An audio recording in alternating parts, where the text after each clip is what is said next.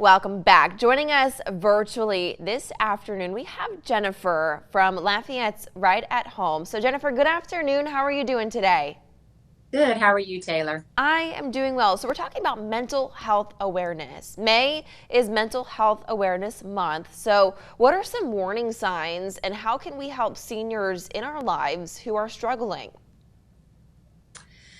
That's a great question because the older adult population has certainly been affected by the social isolation, like so many of the rest of us. But they have the additional stress of being at high risk for COVID.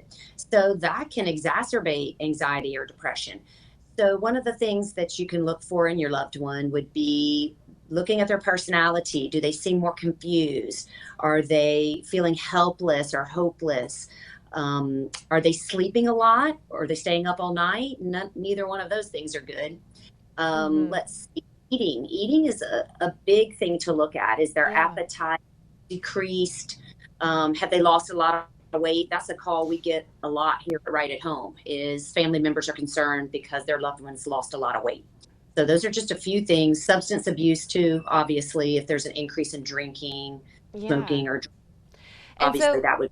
you mentioned some of like the physical things, like losing the weight for the eating. What about like arguments with friends and families? If someone, because usually we don't tend to think about that, like, oh, they're more argumentative now. Maybe there's That's something wrong. Sure.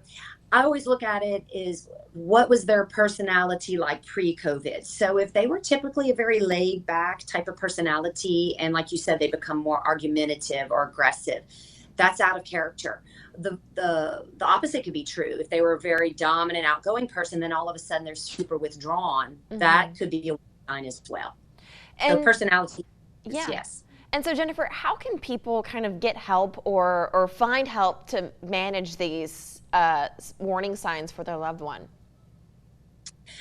I think that communication is imperative. We need to be in touch with our loved ones daily if possible. That can be a phone call, it can be dropping by for coffee, bringing lunch.